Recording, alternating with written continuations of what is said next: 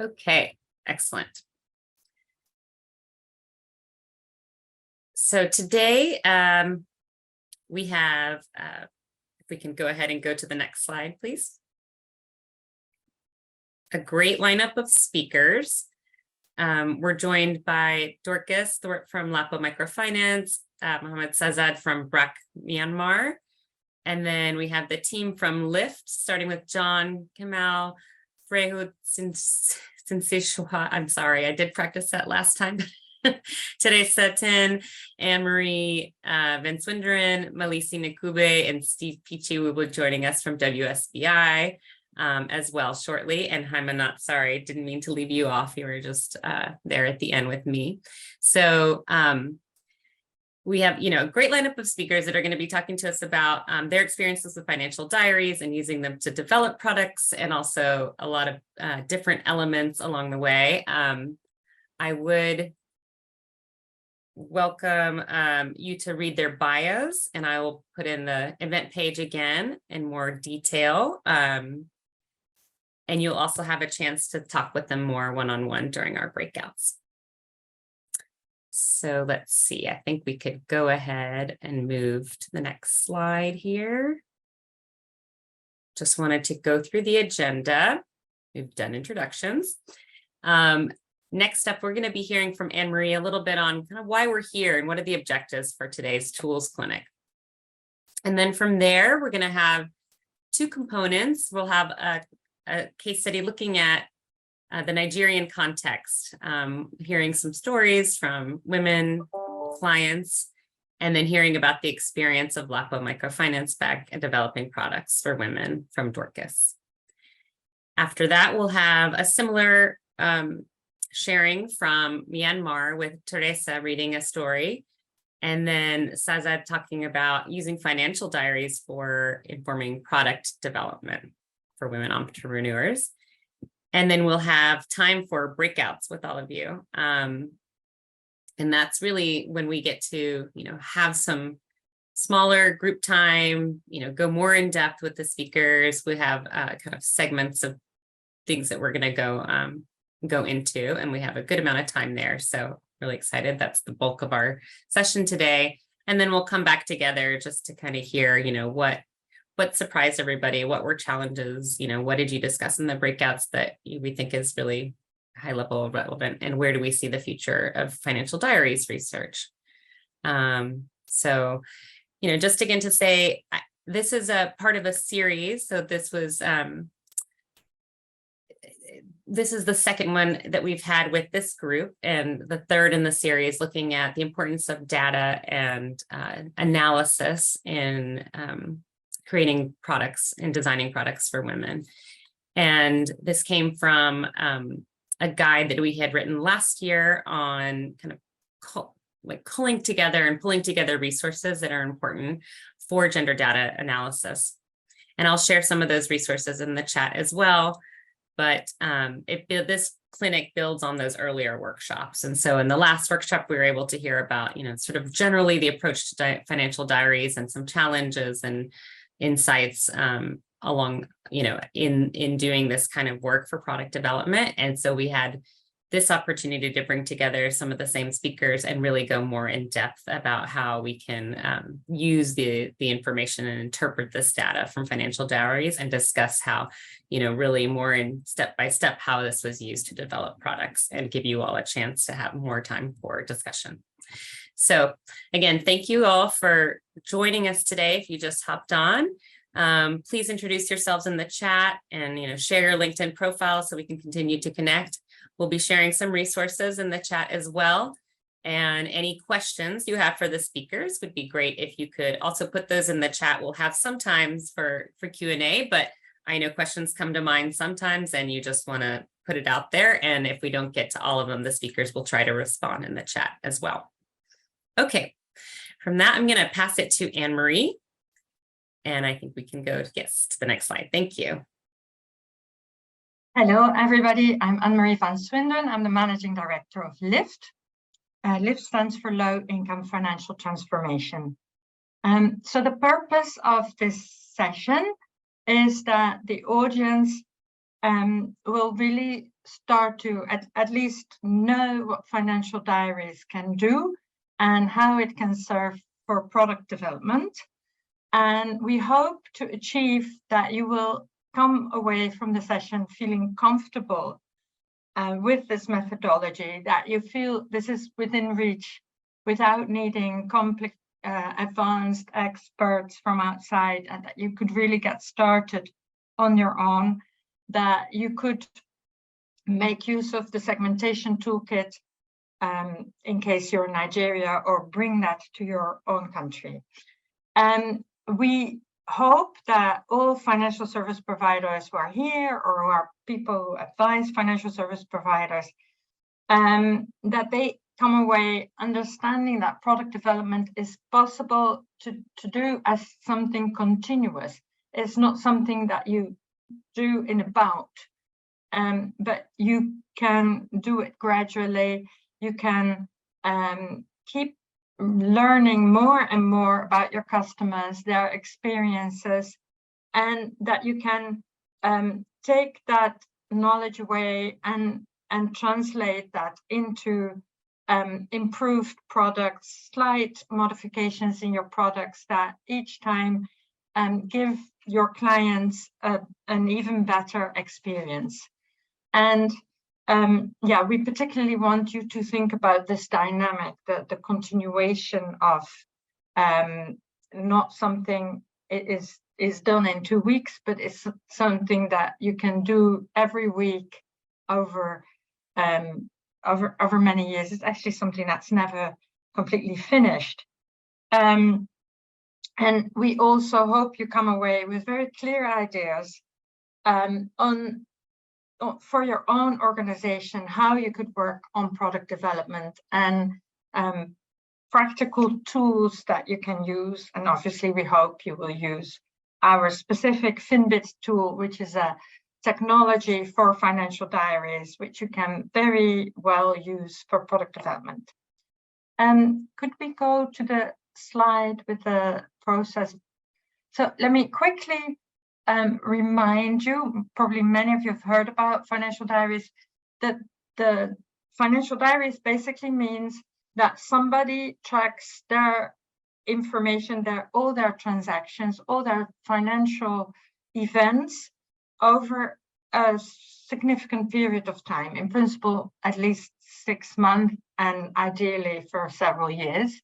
And the way Lyft likes to do this is that, in first place, people track it for their own purpose. And the classical financial diaries study, or the process, is that a person is interviewed every week, and every week you write down all their income, all their expenses, what they've saved, how many hours they've worked, anything happening to their assets, and whether they took any loans or repaid any loans. And this is the sort of the base component that you build on, that you track over many, many weeks. There is a possibility to add a number of other things. You could also track about nutrition, or events in business, or events happening to a refugee and how they're settling in their new place, or any other features that change over time can be added and repeatedly tracked.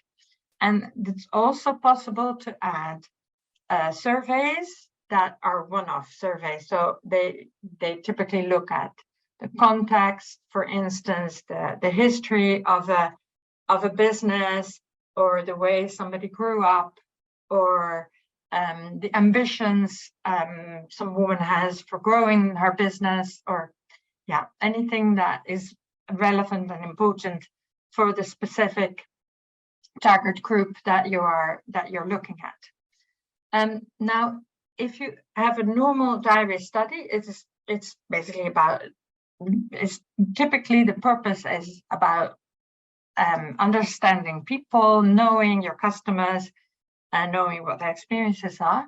If you use it for product development, you can consider first few weeks something for learning, and then you you start going into a conversation with your clients, and on the basis of the learning, you start asking them questions. So, you know, if you had a specific experience, if you have a certain challenge, how could we serve you? How could we offer you products that help solve your problems?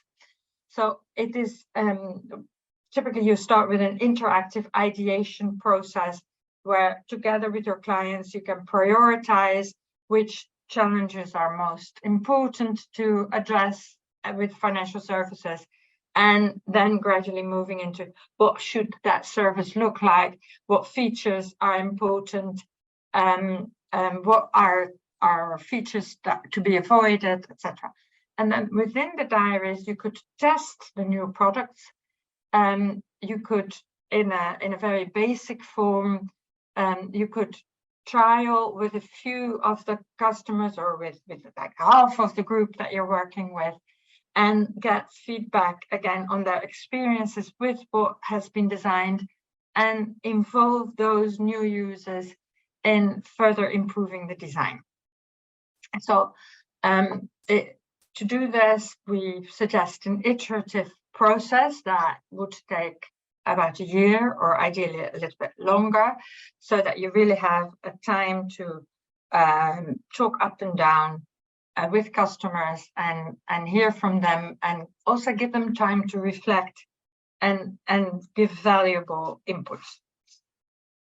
So key things, what is very important about diaries is that it shows the dynamics of what's happening in people's lives. It shows how much there's ups and downs. It shows the complexity. Actually, we find more and more in our work that things are never as binary or black and white as we thought. People are not employees or entrepreneurs. Many people actually combine those things. People are not saving or borrowing. Actually, the majority has some loans and also have savings at the same time. And there's many other things. But yeah, basically with the diaries, you can learn and turn all your beliefs and things that you thought were true, turn it upside down, and actually find out that the world, especially of the less advantaged people, is a lot more complex and nuanced than you ever thought before. Thank you. Thanks so much, Anne-Marie. And with that, we're going to turn to our first country example here. And I'd like to have Frey will be joining us to read a story, and followed by Dorcas from LAPO Microfinance. Thank you. Thank you so much, Jenny. I hope you can hear me. Yeah. Yes, we can hear you clearly. Thank you. Hello, everyone. So my name is Frey Samushal. I am from LIFT, and I'm going to be telling you about a story. I'm going to be telling you about a story of this young man, a young woman who lives in Benin City in Nigeria, and let's call her Adanma. But I would like to note everyone that there are many women like her in Nigeria. So let's all think of all of the other women, the other people that are found there while I tell you about her story. So so this is a story based on our findings from our diaries works in Nigeria on youth savings that took place in Edo State. So her name is Adanma, and she's 21 years old. She has recently started working as a beautician. So when she was younger, she did like an apprenticeship with a beautician for 3 years. But all those 3 years, she hardly got any pay. So she was not getting anything. So when she suggested that she needed to be paid, the beautician actually decided to let her go and get like a new apprentices to replace her. So now she got into a new place with another new beautician, and she gets paid like a commission per customer now. But this new beautician, she started out new, so there are only like few customers that she's handling. But Adanma also helps out her brother sometimes, like by taking parcels. So what she does is that she sits on a bus with the parcel, and it often takes like hours to reach and deliver the parcel, and then she still has to get back. And another thing that she started that is she started her own side hustle. So she was selling phone covers and also phone cables. Her brother lent her that money to actually get started with this side hustle. And recently she went to a microfinance bank to see if she can take a loan for 200,000 Naria, which is about $250 US, to actually start operating independently as a beautician. So when she went to that bank and asked for this amount, they asked her about her profession, and she said that she was a beautician. But then they felt like her income for a beautician was very low and also very insufficient to actually justify the amount of loan that she just asked. But also later on, she thought that she might have mentioned the other income from the hustle and also the parcel. But the bank didn't seem very understanding of all of these different income streams that she had. So Adanma mostly stays at her mother's, but she considers herself independent because she pays for her food and also accommodation. And Adanma also has a partner. His name is Olamide. He is 26 years. He's older than her, and he already earns like quite a bit more, as some of his jobs are very lucrative, but like his income fluctuates significantly because often there's no work at all. So, and just a few weeks ago, Adanma found out that she's pregnant. And although Olamide is really happy about the baby on the way, they both worry about being able to take care of the baby. And they talk a lot about the baby and how they want to give the baby like this good education. So this is the story about Adanma and also many other like her that are found in Nigeria. Thank you so much. Thank you so much, Faye. So as we're kind of thinking that over, we will now hear from Dorcas Thorpe from LAPO Microfinance Bank. Hi, everyone. Thank you, Faye, for that story that really explains the situation of a lot of people in Nigeria, especially the target market of LAPO, which are the low-income earners, right, in Nigeria. Just to, speak about what we do and how we, try to help, people like that in Nigeria. So LAPO stands for Lift Above Poverty Organization. It's a microfinance bank, and it's really a pro-poor, pro-women institution who has a mission to improve the lives of economically poor, active people in Nigeria, such as, Adama, who have, a livelihood, but in terms of the revenue, it's not sufficient, right, to do a lot of things, especially now taking care of a child. So we do have, examples of that across the country, and this we would say is our target market. And for LAPO, we support people through the providing products like loans, savings, insurance to customers. We do this through our over 500 branches, agents across 34 states in Nigeria, right? So when you look at product development, really, you would want to say, how do we develop products that are customer-centric? Looking at the persona, the story we just, listened to, how do we create something that, addresses the need of Adama and also the need of the partner, especially now looking at having a child. There are a lot of things that you would do. For us, before this time, let's say 5, maybe 10 years ago, product development would be quite straightforward. You do a little survey, you get insights from the market, you get insights from customers, and then you put some products together. There are challenges of that, obviously, because you just find out that you're not really speaking to the very needs of the customers, right? You're presenting a product that you expect people to adopt that isn't solving a need, right? So it's important that, begin to think about product development to be more customer-centric, look at what the need of the customer is, what is their behavioral patterns, and how do you then feed that into product development? One of the challenges we experience, and I'll just use LAPO, is first of all, the organizational structure and culture. The fact that having done, microfinance or micro-lending for over 30 years, there is that, complacency that comes in. There's that, feeling of, I know who the customer is. I know these people, so I know what their needs are. And sometimes that could lead you to making, certain wrong decisions. There's also the culture of, we're not yet very data-driven. Maybe not just in MFIs, but if you look at, I would say Nigeria, I wouldn't speak broadly about Africa, but I think it's quite similar across the board that in terms of big data, utilizing data for decision making, most institutions are not yet very advanced. So there's that culture of doing things the way we've always done it.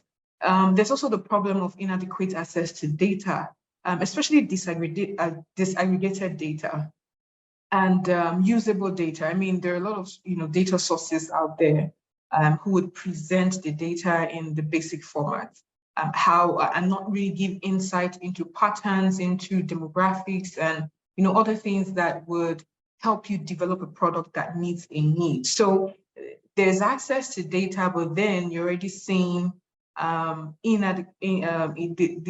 not disaggregated, so you're not able to make the best use of some of those data. There is the challenge of suboptimal product development methodology. Like I mentioned, when we were developing some products, which is the very basic survey, and from that you actually have minimal information to actually develop a customer-centric, product.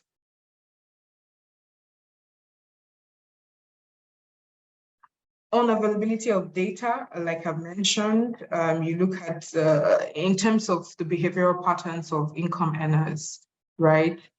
You don't have so much to understand them fully, understand their spending patterns, their savings patterns. I mean, do they save more at the end of the month or at the beginning of the month?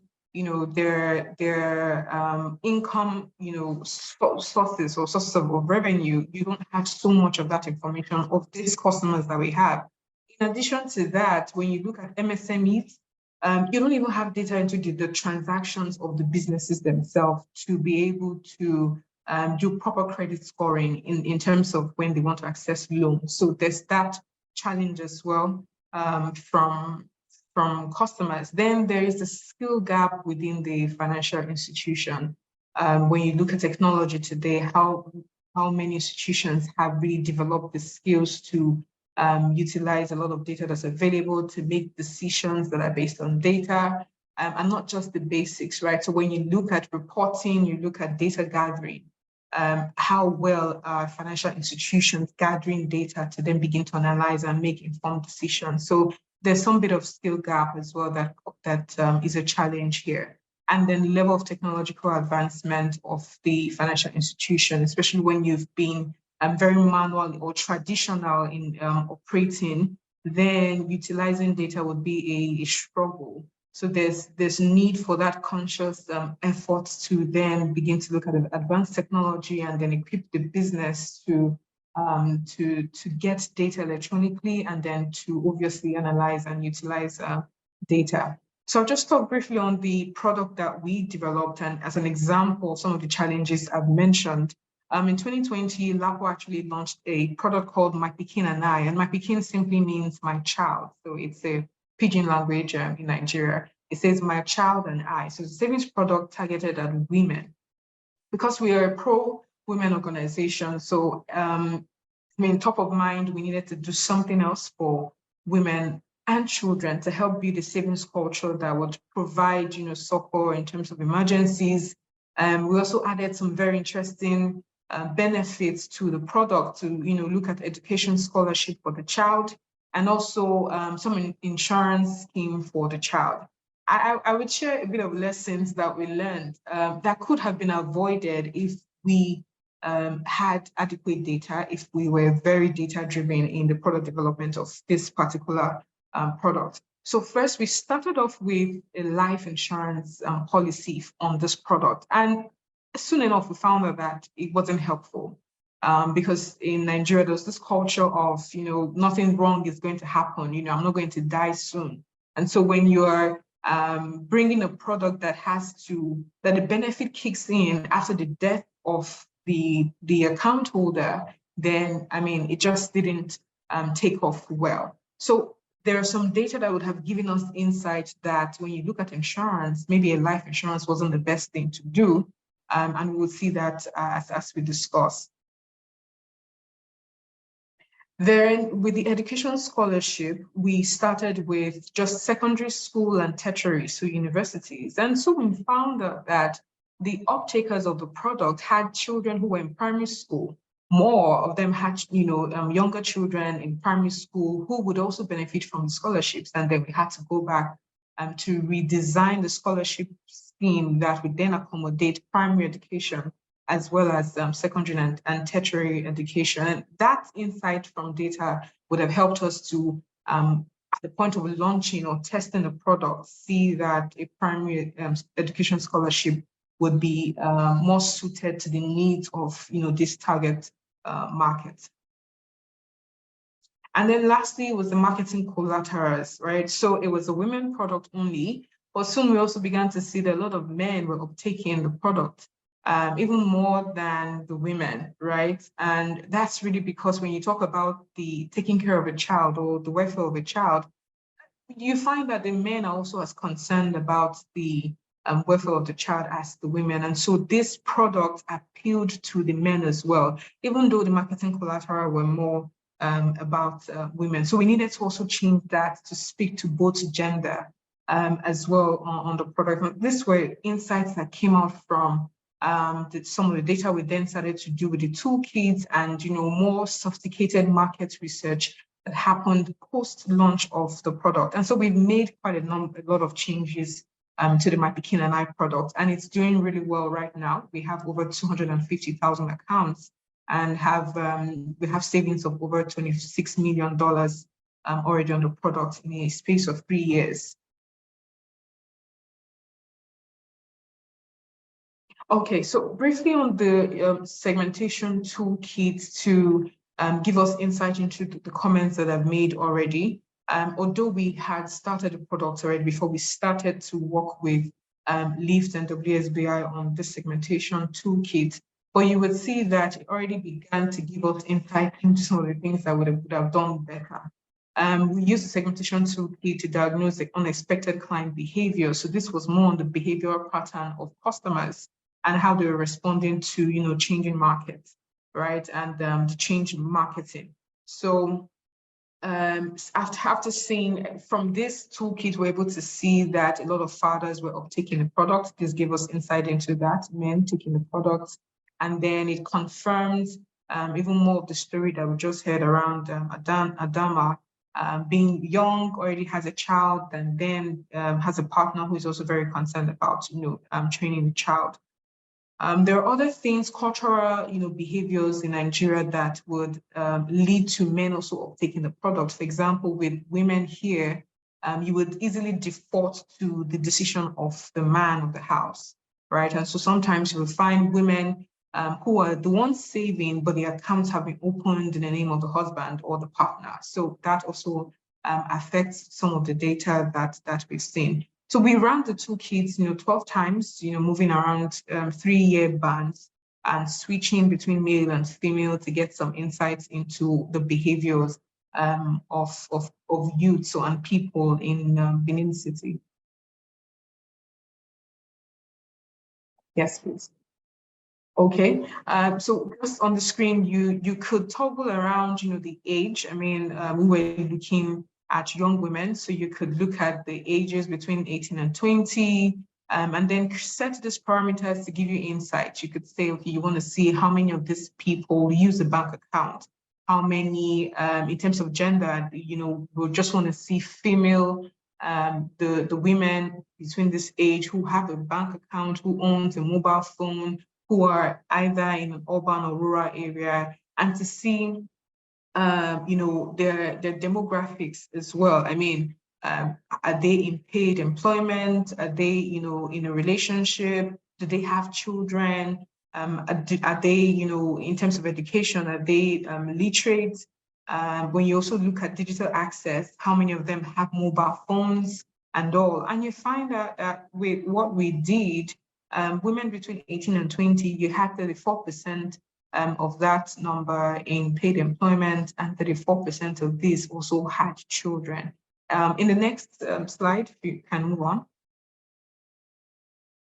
So here, when you look at the ratio of men and women in paid employment, you begin to see across different age bands that more women, although men start to work earlier, you look at about 52% of men have already have a paid employment or paid job between 18 to 20 years, and that percentage grows as they grow older. So between 33 to 35 years, you already have 91% of men in paid employment compared to 72% women in paid employment. But then you look at how many of these have children or families to take care of. Women begin to obviously have children way earlier than men. So between 18 and 20, you find that 34% of women have children, whilst just the 2% of men have children. And then when they get older, till about 33 to 35 years, then the ratios are quite close, right? And that really gives indication on who first of all would be more interested to take up to save, right, for the child or for themselves. Who would have more capacity to save in terms of their earnings, right? So if the men started to earn way earlier than women, then they must have more than the women to save, right? So these are some of the insights that data from the toolkit can give any financial institution to really develop products that meet the customer's needs, that speaks to their expectations. And also when you look at the marketing as well, it gives you insight into how to, to sell the product in the market, right? So there's a lot of data. The toolkit is robust, has quite a lot of data sources to give insight into the behavioral patterns of men and women, and then to help financial institutions develop customer-centric products. Next slide. So now what are we doing better? I think for us as an institution, having gone through this process and have access to the segmentation toolkit, the new products that we're going to be designing and developing, we're already getting insights from the data. And I'll just share one with us. So we're currently developing a digital product for youths. And data from the toolkit and also from the youth diaries have been very helpful to see patterns of youths, right? We'll be focusing on savings, and during the breakout session for the breakout room 3, we would go deeper into data from the toolkit about youth and to see how LAPO will begin to use that insight to develop this digital savings product for customers. And some of the data you find next. Some of the data you already begin to see are, what are their spending patterns? We find that youth spend saved up funds in times when they do not earn. So, I mean, when they begin to earn, they are likely to save, but when there is no source of revenue, they fall back to their savings, right? So that can, give indication about maybe providing loans for lifestyle, transactions, rather than having them fall back to their saved amount, even when there is no emergency, right? So insights like that could come up from having that kind of data. We find out that the rate of mobile phone ownership and use is quite high in Nigeria. So even, not just the mobile phone, it's smartphone. And so a digital savings product, an app, would be ideal to reach out to the youths right now in the country. You also have data like their earning capacity. Most of them would already begin to going to have side hustles. And we say side hustles, I mean, they're either in a paid employment and then have something else you're doing, or they're not in a paid, they're self-employed. They started to, own their own, small shops, or go into digital marketing, on, networking and all of those other things. They earn revenue. You also have data like, when do they save, right? Patterns about, when they earn money, and then that's when they're saving. You find those kind of insights also from the data. They're also supported by family members. And this, for us, it means that you could have a feature on the app that encourages family members to save with the youth towards a goal, right? If maybe for college fees or anything, right? So could we have something that would encourage group savings towards a goal for the youth? And then lastly, the fact that they do not save by spending less, they actually save by earning more. So how do we support them in terms of earning revenue? And so the P-Cash, we've titled this or called this product P-Cash for a reason, and we would be launching very soon. It's something that we think would create a shift in the market when it comes to, the digital products for youths, looking at savings, and also begin to create digital credit score that would allow them access loans or credit for any lifestyle need, right? So thank you. Thanks so much, Dorcas. I think just, hearing about the iterative nature of the financial diaries research is really interesting and important. It doesn't stop at the product launch, and you continue to learn, as you work with your clients. And so I invite you all to ask questions in the chat for Dorcas. We don't have much time right now, so we're going to go ahead and move to the next country case study. But as Dorcas mentioned, she will be leading one of the breakouts and on the segmentation toolkit. So you can also join her breakout if you'd like to ask more questions. But I'll call out, there was one from Jeff Ash in the chat, Dorcas, and perhaps you can take a look at that question.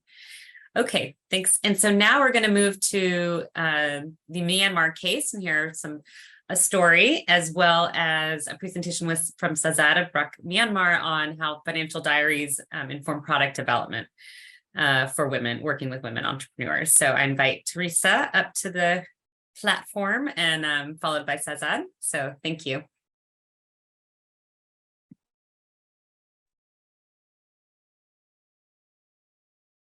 Hello, everyone.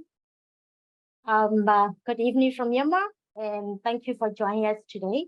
My name is Teresa, and I will share the interesting story about the business owner and her business with financial service. So specifically, how she handled the difficulties of managing a busy business, and experiences with saving groups that have different meeting times. And her name is Dode, 45 years old, and she lives in Shepita Township in Myanmar. So this story is based on the financial diaries conducted by LIV with 800 women entrepreneurs for a whole year, and on behalf of BRAC and another enterprise.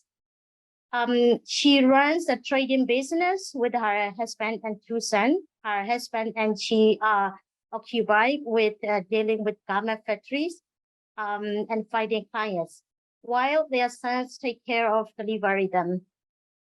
Therefore, Dode is mostly busy managing financial transactions and the trading business import, purchasing different types of rejected fabric at low price. So which make it unsuitable for regular sales in the garment industry. And then they trade it into small tailors. So this fabric can still be used by the small tailors, and the clients even more coming from other cities. And to tap into this market, the business owner needs to invest money to take advantage of the opportunity to buy a large pot of rejected fabric. So they can sometimes they need to mainly it's for them. Mainly the client is coming from the Moya city and bear significant transportation costs. And selling the balls of fabric can also happen quite very suddenly. and people from out of the town buying a large portion of the stock. So they have their own 2 large trucks, so which also incur expenses for repair and maintenance expenses. Some of repair are needed suddenly and sometimes have high costs, and all the money may be tied up in stock. And additionally, they hire casual laborers when goods needs to be loaded and unloaded from the truck. Although sometimes finding casual labor poses challenges, they need to manage costs and invest for their stock efficiently. So Dode is part of the BRAC group members that meets once a month. Monthly. During this group members, the members decide if she qualifies for a loan based on whether she has repaid her previous loan. However, they reached to the loan limit 2 years ago. Now, attending the BRAC group meetings is time-consuming and somewhat frustrating. Dode doesn't want to admit it, but she is also a client at 2 other MFIs. This means she has to attend many groups meetings, and which is also frustrating. So ideally, she would prefer to consolidate her loans and have one largest individual loan. And her business requires a large amount of money for a short period of time at once, like it is only needed for 2 to 4 weeks. After that, the money often sit idle in her house until she needs it again when trading opportunities is coming. Sometimes she earns a lot of money but cannot pay back the whole loan at once. And her business experience various loan cycles due to the fluctuation in her income and expenses. So this situation requires for more flexibility in long-term and repayment schedule. And if they had an opportunity, she would prefer one big loan that she doesn't always have to use entirely. Sometimes she would use the full amount and then repay most of it. She wish she could access the remaining fund without going through the process of applying for a new loan. However, the loans currently available only work in only one way. Once you repay, you cannot get the money back. You need to repay the entire amount and take out a new loan. So this story, business owner of the story highlights the importance of understanding diverse needs and challenges faced by the small business owners. So it's crucial for financial institution and service provider to offer customized solutions that address to these specific requirements. By doing this, we can empower entrepreneurs and contribute to success. Thank you very much. Thank you so much, Teresa. With that, I invite Sazad to join us. Yeah, thank you. Thank you, Jenny. Thanks, Teresa, for this nice story. Can you just, Jenny, can you just confirm this because my voice is going rightly? Yes, we can hear you well. Thank you very much. So before going for this story, I'm addressing this LAPO foundations, how they make this nice product for the custom centric, and this using of financial diaries is appreciable. Thanks. Like let's talk a few minutes about like the how BRAC work with these diaries, and then I will come out how BRAC use this diary for designing this product that meets the client's need. So BRAC is like that. If you see the slide, the right side, BRAC mission. So before going that, I'm telling this BRAC is an international development organization who has this microfinance wings for this Asia and Africa, several countries, and then Myanmar is one of the investment for our holding companies. So for our mission statement is clearly, I highlight that we are predominantly work for the bottom of the pyramid populations, and our center is are the women. Definitely, we are working for this poverty reduction, but the financial resilience and the women entrepreneurial spirit is one of the top indicators of our mission statements. So that's the things is comes to BRAC mind that how we will empower the women with the rightly meeting up their needs. Then the second part of this slide is explaining how BRAC work as a strategy. That's I'm just telling that's woman centricity, client centricity, and the data design. If we cook together well, then we will go for our fulfillment of this, our strategy. That is, one of this is growth of the company, impact of this company, what is aligned with our mission. And definitely another indicator is poverty and rural outreach. That is also one of the risks of this BRAC. So despite all these things, BRAC Myanmar is working predominantly for the women, that I particularly mentioned, that we have 95% of our women client around, and then our around 87% staff are also women serving there. One of the top 10 MFIs in Myanmar with 85 branch offices. We established 2013, and not that much big domain we are working, but we are trying to contribute with our scale and impact for this women in Myanmar. So with all this work, I'm just telling what Ms. Teresa is telling. The story is, this story is from this 2018. And then I'm just lucky that I was working also with this financial diaries together with the lead team, and then I'm working till now is Myanmar. So I can just relate that how we are working that time, what data says, and then what we are getting this time as an impact of this company. So if we see this, okay, we are working in the diaries, and then with the diaries primarily within 6 months is telling us two things. It's not that we don't know all the things, but that is challenging ourselves. Are we know rightly? Are we addressing rightly to our clients? That data is rectifying ourselves. The two things is predominantly come to our solution even within 6 months. That women micro entrepreneurs are outgrown definitely in this sector. It is not the story all about the BRAC as a microfinance. It's the story of all about Myanmar as a microfinance company, predominantly serving the group loan. Around 95% of our portfolio that time is gone to group loan as a sector in Myanmar. And that we are not concentrating them how they can grow as a small entrepreneur who are in the small micro entrepreneur that time, and they are not ready yet.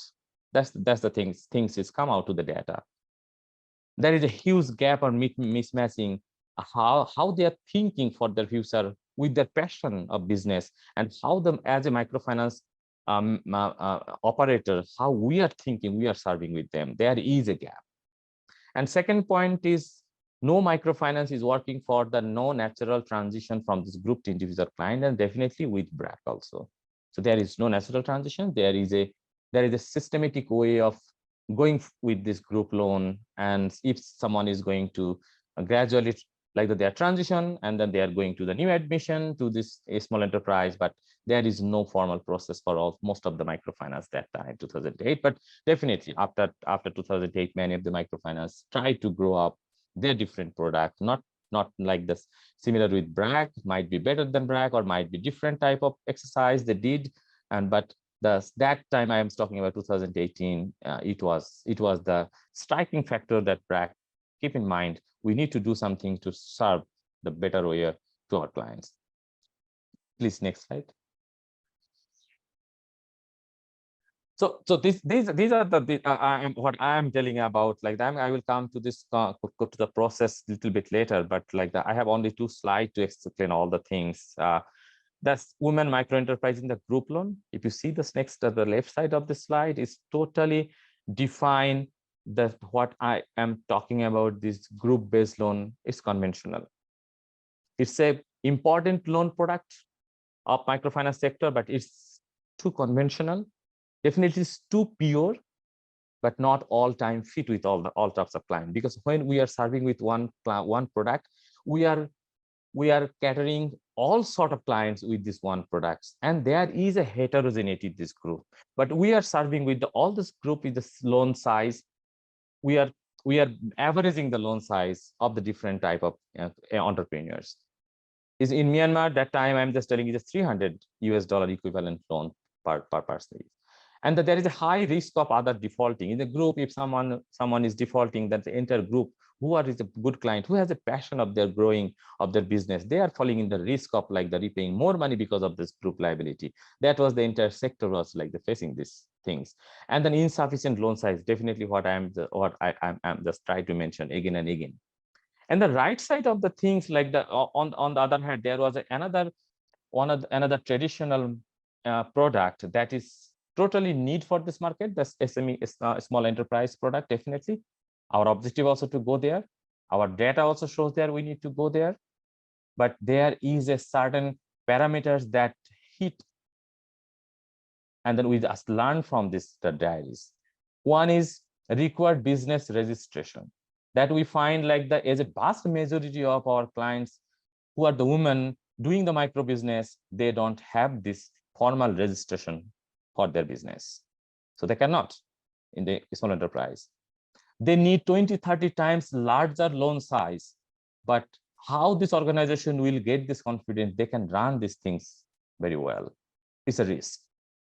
It's a trust also.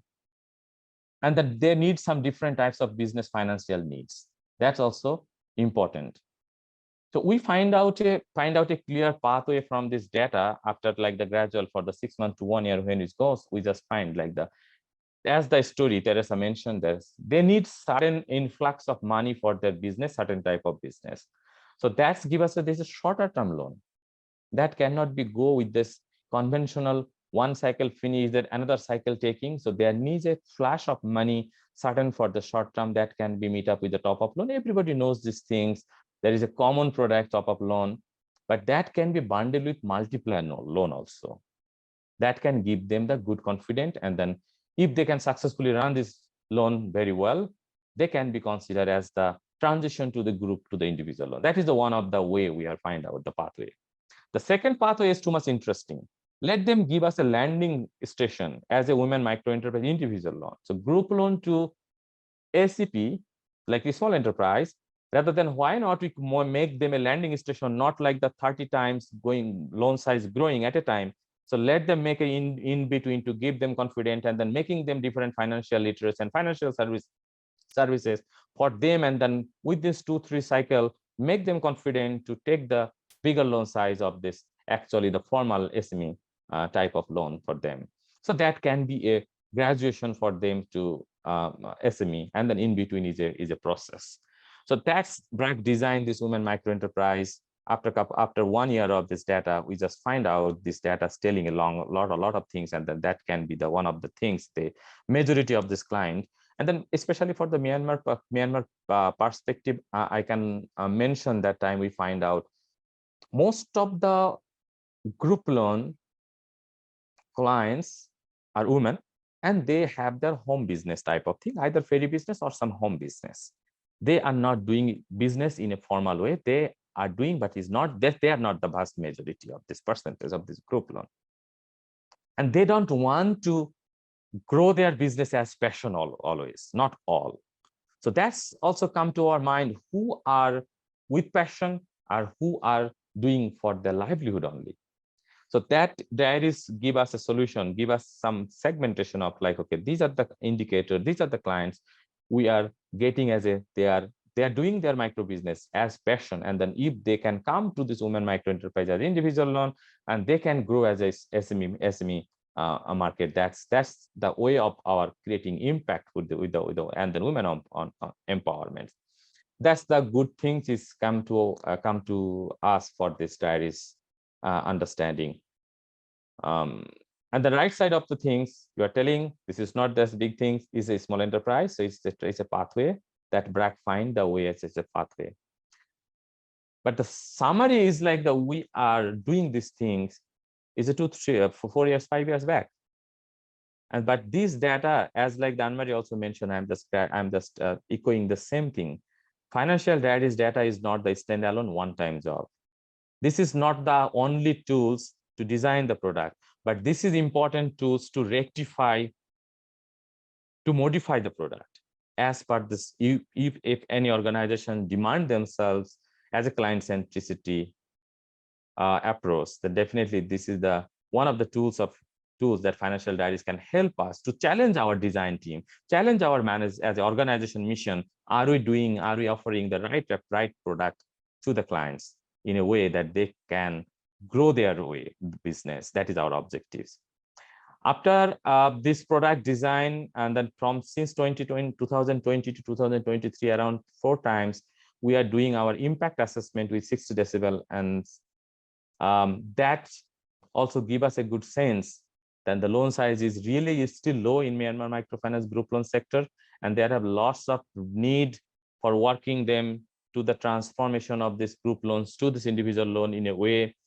Our clients are happy of that they have this opportunity to grow in this way. There is a natural progression of like, it's a kind of a promotion. Everyone we know in the organization, there is an organic growth.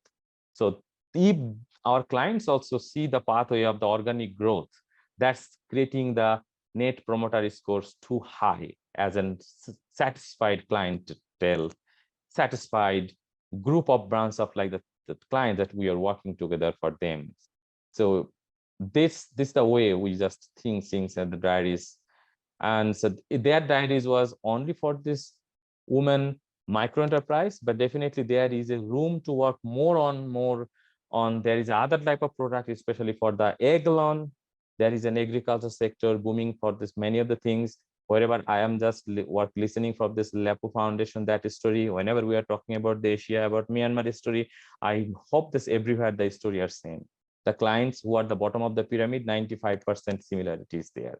The life pattern, income pattern, struggle pattern to the come out, the hope from their struggle is similar. So data can help us. That I can tell us like all the microfinance. After this COVID event, we grow because there is a lots of client demand. If you can manage your risk with the data, will tell about the where is the risk. There is seasonality risk, there is an overlapping risk, there is some other design risk also. The data can tell us about risk, data can tell us about where to grow, when to grow, how to grow. That's the things we get the help from these financial diaries. That after COVID also, we are trying to use this type of data, how to use that. This is helpful. So if we just go back to the previous things, it is growth. Definitely your product can help us to grow, that we are getting. If it is impact, definitely the good fit client has the good satisfaction, they are getting the right solution. It's the impact of their household well-beings. There is and that we are getting the this result also from our impact survey. I'm stopping now. I will walk through our NFU from this breakout group and then things. Thank you very much. Thanks for this BRAC in Myanmar. I'm Mohammad Shahjud-Jaman. I'm this managing director of this company. I'm happy to work with financial diaries and the data. This helps. Thank you very much. Thank you, Jenny. Over to you. Thank you so much, Sazad. It's a great presentation, and I really like hearing about this, the way that you transition with your women clients, but also helping them become more confident along the way with the information that you know about them. So very excellent. I know that there's a great conversation going on in the chat. If you have more questions for Sazad or BRAC Myanmar, please put them in the chat, but we will be transitioning to breakouts in just a minute. We're going to have three small group discussions, and you will be able to select the group that you want to be a part of.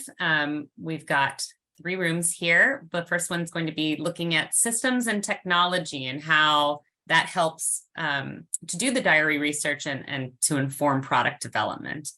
Then we'll have a second group, and Sazad will be in this group, thinking about how data and cash flow and sort of the patterns that we're seeing and the process that we're using, looking at these patterns to develop and design products. And then in the third group, we'll have a little more from Dorcas and Steve on the segmentation toolkit and kind of walk through some of the toolkit itself and some examples there that you'll be able to discuss with them and how they use that for testing markets. So again, in just a minute, it's going to pop up. You'll be able to select breakout group 1, 2, or 3. Just go ahead and choose the group that you'd like to be a part of. We're going to give everyone a few minutes to kind of sort themselves into the groups. And these should be, smaller discussions, and everyone can feel free to turn on their video and ask, have a little bit more of a conversation during that time. So thank you so much. That will go ahead and move to the breakouts. And we'll have, sorry to say, just about 40 minutes for the breakouts. Hi, everybody. Welcome back from our excellent breakout discussions. We wanted to close with just a plenary discussion and again invite, I don't seem to be on camera. Invite all of you to continue the conversation in the chat. And we will also be continuing this conversation on our platforms such as LinkedIn, FinEquity group. We'll be posting some of these resources, and hopefully some of you will join us there, because there's never enough time. But I wanted to just start with hearing from each of the groups kind of quickly on those two questions we discussed. So, in your breakouts, what was something that surprised you about, or that surprised the group about Financial Diaries research? And then we'll come back to challenges. So if everyone will start with, let's see, I think Frey was reporting out for the first group. Just quickly on what surprised the group. Yes, thank you, Jenny. Can you hear me? Is it good? Yes. Okay. So the one thing, the biggest surprise that we found was that one of the MFIs that was found in India is actually starting now on Financial Diaries, and it is hard for them to actually onboard because they are themselves MFIs. So, they have that issue of that their secrets by the respondents getting out. And the other surprise could be that people had not expected that it is possible to actually use this system, this technology, like independently. So that was also positive. And we also got this question on how much time it actually takes to use the application. And we explained that it took about 20 minutes in average per week. And people overall found out that the benefits make the time dedication very good. Then finally, that there were some worries about the data being reliable and how we test also the quality of the data. We've also encountered questions about our past product development with this system, with this technology. We explained about that. We did that, the past products on youth savings, on top-up loans, and on agricultural loans. Yeah, I think if there are some more, maybe my colleagues can come in and yeah. No, that's great. And I think, Melissa, have you been able to unmute yet? For the next one. If not, we'll go to, let's see. I know a little bit out of order, but we'll go to Steve for the third group on the segmentation toolkit. Kind of what was surprising from the group?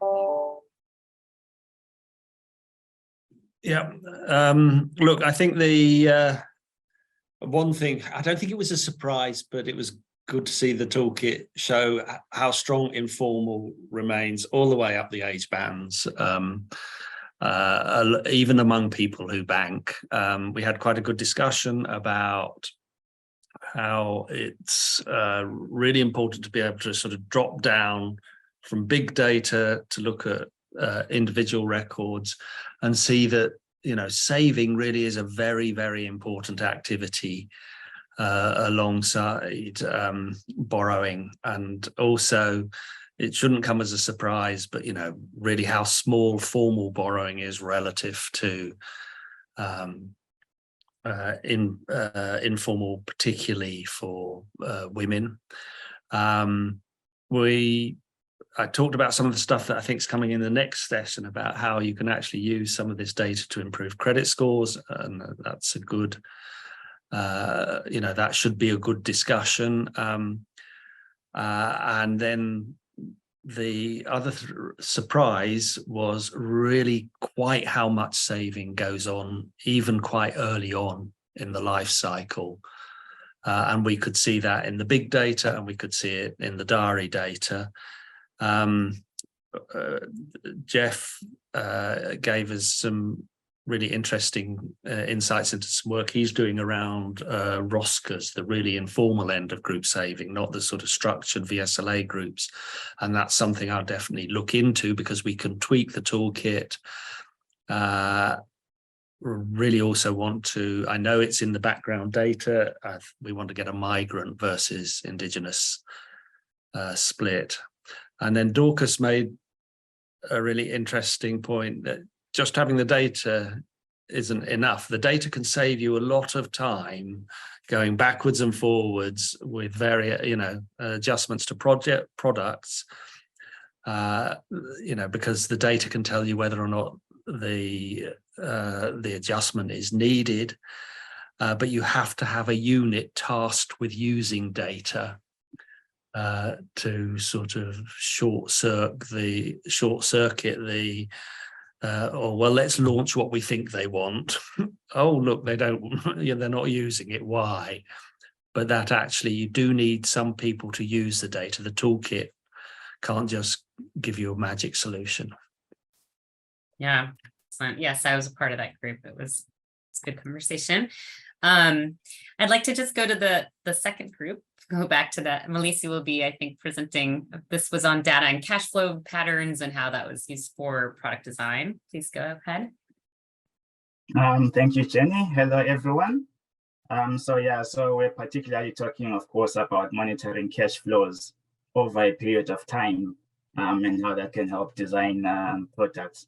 So I think off the bat, what was really interesting were the actual limitations in the financial products that are often available, which may not take into account multiple income streams from a single individual and financing them maybe separately, or not taking into account sector and community-specific products, because initially we had defined it as individuals and different sectors, but also now with this new idea of saying community as well, because things differ from community to community. So an example of a sector that we really discussed quite a lot is farmers, and especially how they then begin to be innovative and have their own mitigation strategies as a result of not having access to finance or not having enough knowledge to decide what they really want. So they often have to now then rely on their own savings. One in particular was the livestock, which they always keep as a safety net, and also maybe mitigate losses by growing multiple crops in case one fails, and also just them having a difficulty in taking up certain products, for example, such as crop insurance, or choosing between specific credit lines where they are available. This was really helping to say, look, if we can really monitor people's cash flows over a period of time and use financial diaries to get a full understanding of their money and how it moves, then you can actually tailor-make specific products that they can actually use instead of them having to depend on all these different mitigation strategies, which we also as a group didn't fully agree that these are really proper mitigation strategies and whether they work or not. So there's still a lot of work to be done, especially through the diaries, to find out a lot more into how the money moves and understanding that to design appropriate targeted products. Yeah, thank you.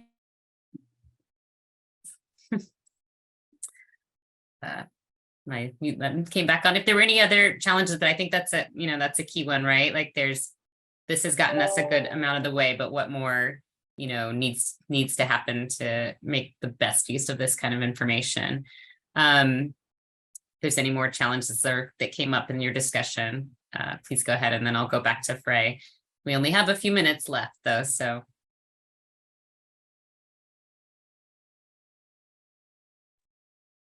But if you're good, we can move back to Frey.